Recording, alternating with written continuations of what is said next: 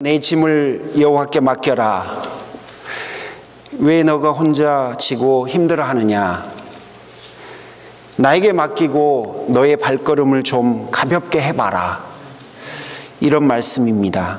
오늘 여러분 설교의 중간중간은 사실은 제가 좋아하는 고 옥하는 목사님의 설교를 제가 들으면서 은혜 받았던 것들을 잠시 떠올리면서 중간중간에 이렇게 넣어봤습니다. 그래서 여러분 참고해 주셨으면 좋겠습니다. 하나님 보시기에 우리가 무거운 짐을 지고 낑낑거리고 있다고 생각하시는 것 같습니다. 마태복음 11장 28절에 수고하고 무거운 짐 진 자들아 다 내게로 오라. 내가 너희를 쉬게 하리라. 시편 90편 10절에 우리의 연수가 70이요 강건하면 80이라도 그 연수의 자랑은 수고와 슬픔뿐이니라. 전도서 2장 23절에 일평생에 근심하며 수고하는 것이 슬픔뿐이라. 그의 마음이 밤에도 쉬지 못하나니 이것도 헛되도다. 여러분, 하나님은 우리의 인생이 근심이고 수고라는 사실을 잘 알고 계십니다. 여러분의 하루하루가 근심이며 수고라는 사실을 잘 알고 계세요. 인생이 행복하고 즐거울 때도 솔직히 있습니다. 그렇지 않습니까, 여러분? 하지만 고통스럽고 걱정되고 두려워하고 염려하며 방황할 때가 훨씬 더 많습니다. 유명한 러시아 시인인 푸시킨이 유명한 이야기를 했잖아요. 삶이 그대를 속일지라도 결코 슬퍼하거나 낙심하지 말라. 참고 사노라면 즐거운 날이 올 것이라. 인생이 걱정스러운 일이 얼마나 많은지 이 시인도 알고 있었다는 거예요. 우리 아마 이 이야기는 많이 들어보셨을 것 같아요. 6.25 때에 있었던 일인데요. 할머니 한 분이 무거운 짐을 지고 전라도 광주에서 목포까지 가는 길이었습니다. 가야 할 길을 생각하니 정말로 답답했을 거예요. 그래서 이 할머니가 가는 걸음을 멈추고 보따리를 지고 그런 다음에 아이고 목포 이러셨대요. 그런데 마침 지나가던 미군 집차가 끽 하고 멈춰서더래요. 이 할머니가 아이고 목포를 이 미군이 아이고 목포로 알아들은 거예요. 그런데 차를 타서도 이 할머니가 여전히 머리에 보따리를 내려놓지 못하고 아주 어정쩡한 그 푸세식 화장실 자세로 위태롭게 앉아 계시더래요. 집차를 함께 타고 가던 한국 군인이 할머니 이제 짐 내려놓으셔도 돼요 라고 하니까 할머니께서 하셨던 말씀이 태워준 것만도 미안한데 염치 없게 어떻게 앉아서 갑니까 그러시더래요. 여러분 혹시 여러분도 그렇게 하나님 앞에서 미안해서 짐을 하나님 앞에 내려놓지 못하고 계시는 거 아닙니까? 하나님 앞에 하나님이 구원해 주신 것도 감사한데 하나님 제가 어떻게 짐까지 하나님 앞에 내려놓습니까? 이 정도는 제가 지고 가야 그래도 염치 있는 사람 아닙니까? 혹시 여러분 그렇게 생각하고 계시는 거 아니세요? 오늘 하나님은 여러분의 모든 무거운 짐을 하나님께 맡기라고 초대하고 계십니다. 그 하나님께서 우리의 짐을 대신 져 주십니다. 그것도 모자라는지 시편 68편 19절에서는 날마다 우리의 짐을 져 주신다고 기록되어 있어요. 날마다 우리 짐을 지시는 주, 우리의 구원이신 하나님을 찬송할지로다. 부모님들은 이게 무슨 말인지 다 아세요. 박요한 집사님 지호 키워보니까 이게 뭔 말인지 알겠죠? 예. 저도요 그때는 애들 대학만 보내면 끝인 줄 알았거든 그 짐이. 근데 대학을 보내고 나니까 새로운 짐이 생기네. 부모는요 이게 날마다 짐을 진다는 게 무엇을 의미하는지 우리는 다 압니다. 하나님께서 우리 인생에 그렇게 하시겠다는 거예요. 여러분 그럼 어떻게 짐을 맡길까요?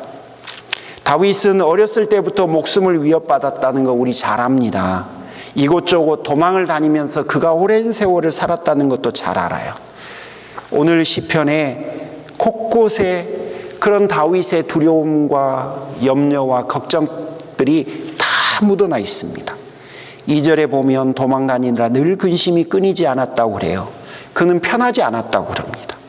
4절에 보면 사울왕이 군사를 보내 자신을 잡으려고 했으니 생명의 위협에서 늘 벗어나지 못했다고 이야기합니다. 5절에 보니까 두려움과 떨림을 넘어선 공포가 그의 삶을 지배했다고도 나와요.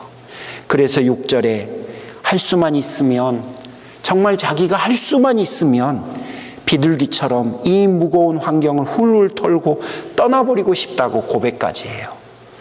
여러분, 얼마나 힘들었을까요? 참 불쌍한 다윗의 삶이었어요. 그래서 다윗은 잠이 오지 않을 때 하나님 아버지, 그렇게 하나님을 찾았던 것 같아요.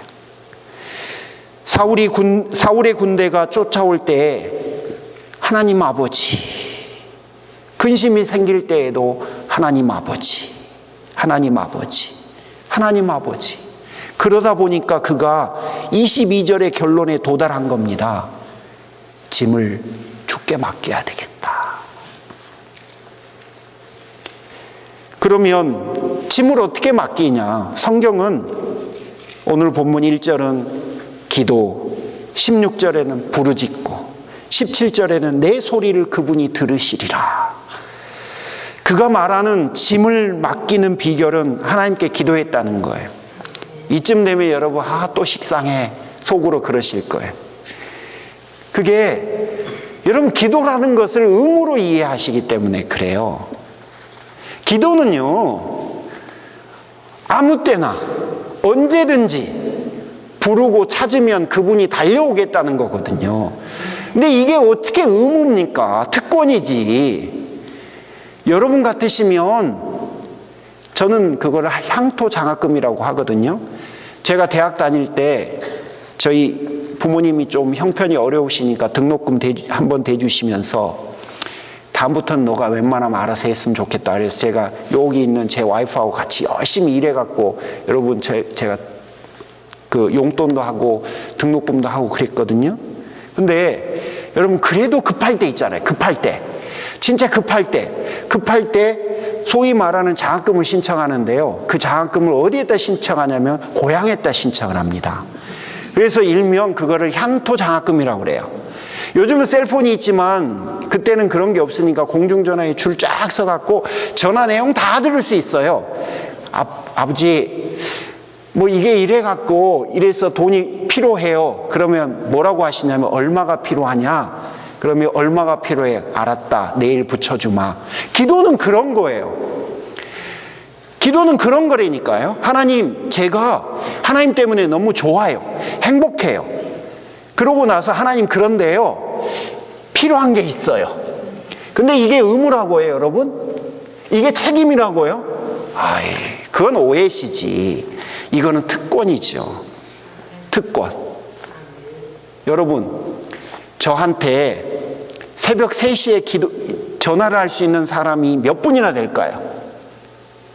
여러분 중에 새벽 3시에 저에게 전화를 걸어서, 담대히 전화를 걸어서, 목사님, 제가 지금 이런 문제가 생겼으니까 지금 와주셔야겠습니다. 여러분, 몇 분이나 오죽 급하면 그런 말씀을 하실 수 있겠어요? 제가 여러분에게 새벽 3시에 전화를 걸 수 있을까요? 못해요. 웬만하면 못해요. 진짜 웬만하면 못해요. 왠지 아세요? 염치가 있지.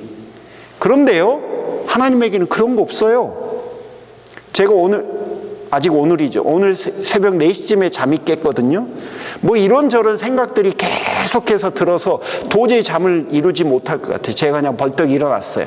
그래서 이것저것 하다가 설교도 다시 한번 보고, 뭐 송구영신 예배 설교도 보고. 근데 마음속에 기도 제목이 하나 생각나서 그때 하나님을 찾았어요. 여러분, 새벽 4시에 제가 여러분을 찾으면 달려와 주시겠어요? 그거 쉽지 않잖아요. 그런데요, 기도라는 거는요, 특권이에요. 특권. 의무로 이해하지 마세요. 특권이에요. 자, 그 특권을 누리라는 겁니다. 마음이 힘들고 갈 바를 알지 못할 때 우리는 기대고 싶은 마음이 들잖아요. 내 마음속에 누군가를 의지하고 싶잖아요. 하나님 앞에 쏟아놓으십시오. 다윗이 너무너무 고단할 때마다 하나님 앞에 자신의 마음을 쏟아놓아요. 여러분, 이 마음을 쏟아놓는 거 내 배우자에게도 잘 못해요. 그럴 때가 있어요. 걱정할까 봐, 신경 쓸까 봐. 그리고요, 내 자식에게도 못할 때도 있어요. 그 아이들을 속상하게 만들까 봐. 그리고요, 내 부모에게도 안 될 때가 있어요. 하나님 앞에 쏟아놓으라는 거예요. 언제든지. 그분은 다 들으세요. 어떻게 하나님께 매사마다 하나님을 찾습니까? 어떻게 그럴 수 있습니까? 22절에 대한 믿음 때문이에요. 하나님은 반드시 나의 짐을 맡아주신다는 그 믿음 때문에 우리가 하나님을 찾을 수 있어요. 여러분, 지난 한 해 참 고단하셨을 거예요. 앞으로도 그러실 거예요. 그때 하나님을 찾으십시오. 하나님, 저에게 이 짐이 있어요. 이거 제가 평생 해결하고 싶었는데 제 주제로는 안 됩니다. 하나님 맡아주십시오. 신약 성경에 보면 하나님에게 던져버리라고 그래요. 여러분, 던져버리고 나면 우리는 자유로운 거예요. 이제부터는 그분이 핸들하실 거니까. 그게 바로 기도입니다. 그러면 짐을 맡기면 어떤 일이 일어나는가? 정말로 전능하신 하나님께 내 짐을 맡기면 여러분 어떤 일이 일어날까요? 22절에 하나님이 나를 꼭 붙드시고 흔들리지 않도록 붙잡아 주신다 약속되어 있어요. 여러분, 이런 일 체험해 보신 적 있으시죠? 예, 떨리면서 두렵던 마음들이 푸근해지고 또 용기가 나는 그런 체험들, 하나님이 우리 짐을 대신 져주시는 거거든요. 저는 몇 가지 그런 일들이 있었는데요. 여러분, 오늘 그거 몇 가지 좀 나누고 싶어요. 처음에는 짐을 완전히 해결해 주시는 경우도 있었습니다. 제가 오병이어 김밥 전문점 망했다고 그랬잖아요. 망하고 나서 빚더미였거든요. 신혼집도 경매로 넘어가 버렸어요. 그러니 어떡합니까? 어쩔 수 없죠. 여러분이 아시는 대로 기도원에 가서 살기 시작했습니다. 하지만 기도원에 가서 산다고 빚이 사라집니까? 안 사라지죠. 제가 잊을 수가 없어요. 제 첫 사례비가 40만 원이었는데 그때 이자가 28만 원이었습니다. 그래서 저기 있는 제 딸이 영양실조가 걸렸었고 등등등등 그런 일들이 제 나이 때에는 있기 좀 어려운 일들이 그럴 때 있었어요. 그런데 놀라운 일들이 한 가지 있었습니다. 제가 섬겼던 교회 장로님 한 분께서 은퇴하신 군인이셨는데 이분이 중풍이 오셨어요. 네, 그러니까 완전 반신불수가 됐습니다. 완전히 못 움직이세요. 그래서 혼자 아무것도 못 하세요. 음식도 거의 못 씹으세요. 그러던 분이셨는데 어찌저찌 돼갖고 그분이 국가유공자 혜택을 받게 됐습니다.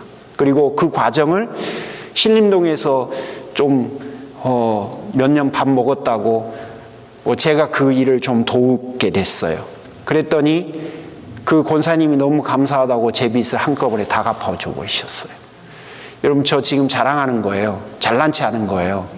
어려운 일 있으면 곽 목사를 찾으라고 하는 거예요. 그때는 그 법을 공부하는 게 아무 쓸모 없더니 딱 그때 한번 써먹고 그 다음에 미국 와서 비자 신청할 때 변호사 끼지 않고 저 혼자 할 수 있게 되고 그 정도. 저희 아버지가 참 많은 돈을 투자하고 결국 제가 그 2개 써먹고 끝이 났습니다만 여러분, 하나님께서 짐을 완전히 해결해 주시는 경우도 있습니다. 또 어떤 때는 짐은 그대로 있지만 마음의 평안을 주실 때도 있어요. 여러분, 제가 지금도 잊지 못하는 게 딱 20년 전이네요. 4월 첫 번째 주 금요일 날 저녁 철야 기도를 하고 있는데 갑자기 밖에서 떠들썩해요. 무슨 일이 난가 싶어서 가서 왔더니 제가 그토록 사랑했던 청년 회장이 목을 메어서 자살을 했다는 소식을 들었습니다. 급히 뛰어서 가봤더니 이 아이가 정말로 목을 매서 자기 집 헛간에서 목을 매서 자살한 거예요. 그 표정을 보면서 제가 얼마나 충격을 받았는지 몰라요. 그래서 20년이 지났지만 4월 첫 번째 주 금요일 저녁만 되면 지금도 마음은 무겁습니다. 하지만 여러분, 그 일이 마음을 무겁게 했지만 지금도 여전히 제 마음을 무겁게 함으로만 끝이 나지는 않습니다. 그때를 되돌아봐요. 그래서 후회함 없이 하나님의 일을 해야겠다, 그런 마음들을 갖게 했습니다.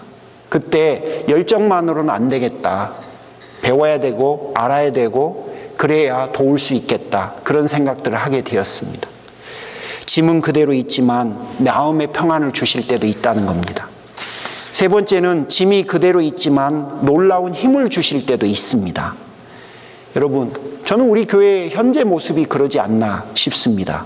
우리에게는 수많은 여러 가지 부담들이 있습니다. 그 부담들은 사실 우리 교회만의 부담은 아닙니다. 요만한 사이즈의 교회들이 다 안고 있는 부담들이죠.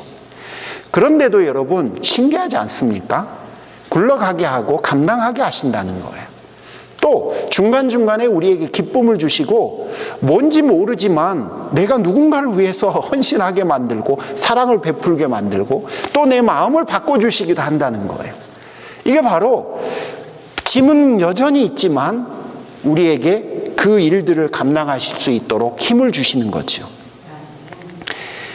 그리고 또 한 가지는 종종 큰 깨달음을 주시기도 한다는 겁니다. 무거운 짐을 지고 하루하루를 사는 우리에게 갑작스럽게 그분이 깨달음을 주셔서 또 그 일들이 진행될 수 있게 해주시기도 해요.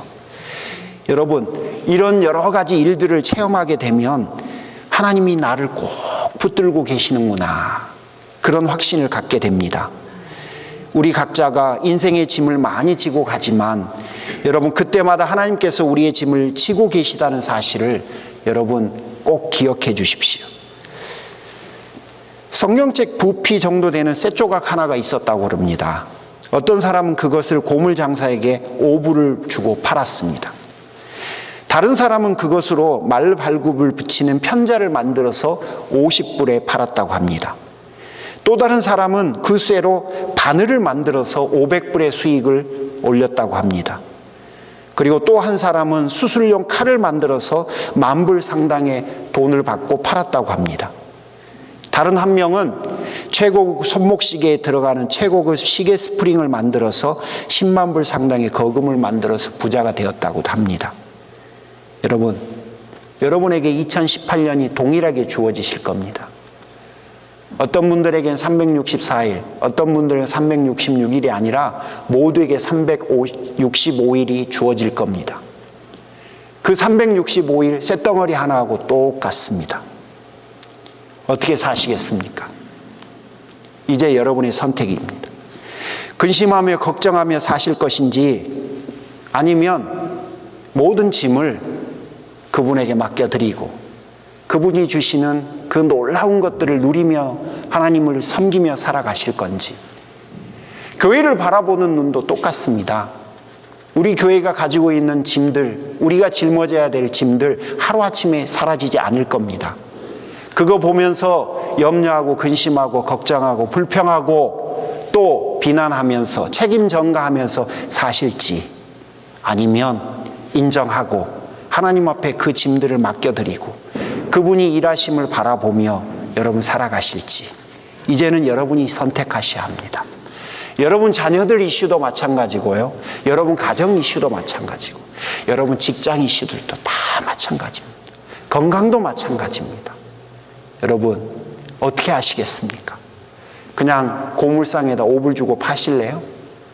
아니면 하나님이 어떻게 일하실지 한순간 한순간 그걸 한번 맡겨보시고 그분이 주시는 귀한 신앙의 유산들을, 전유물들을, 전리품들을 여러분 인생의 페이지에 하나하나 차곡차곡 쌓아가시겠습니까? 여러분이 선택하십시오. 주님의 초대는 여러분에게 분명하게 있습니다. 수고하고 무거운 짐진 자 다 내게로 오라. 내가 너희를 쉬게 하리라. 내 짐을 나에게 맡겨라. 내가 다 맡아주리라. 지혜로운 성도들이 되시기를 주님의 이름으로 축복합니다. 여러분, 1시가 다 됐어요. 12시가 다 될 것 같습니다. 우리 그냥 카운트다운 한번 할까요? 10부터 나 영어로 해야 좀 멋있어 보일 것 같아요. 한글로 하면 10, 9, 8 막 이러면 좀 이상할 것 같아요. 여러분, 우리 영어로 10 한번 하고 마지막 0 할 때는 메리 크리스마스가 아니죠. 해피 뉴 이어, 새해 복 많이 받으세요. 우리 합심해서 한번 같이 했으면 좋겠습니다. 시작. 10, 9, 8, 7, 6, 5, 4, 3, 2, 1, 0. 해피 뉴 이어. 새해 복 많이 받으십시오. 여러분, 주위에 계신 분들과 새해 복 많이 받으십시오. 인사 한번 나누셨으면 좋겠어요. 감사합니다. 감사합니다. 해피 뉴 이어. 네, 새해 복 많이 받으세요. 예, 새해 복 많이 받으십시오. 미국이 좋은 점이 하나 있는 게 뭐냐면요, 세뱃돈이 안 나가도 된다는 게 이게 굉장히 참 우리에게 좋습니다. 예. 이 시간에는 이제 새해 첫 시간이 되어서 여러분, 제가 주일날 축복 기도를 했으면 좋을 텐데 주일날 시간이 너무 모자랄 것 같아서 오늘 한번 우리 온 가족을 위해서 한번 축복했으면 좋겠습니다. 제가 혹시 더블 체크하고 트리플 체크하고 또 체크하고 했지만 혹시나 제가 빠뜨린 가정이 있을 수 있는데 미워해서가 아니라요, 단지 제가 불완전하기 때문이라는 사실을 이해해 주셨으면 좋겠습니다. 한번 같이 기도하겠습니다.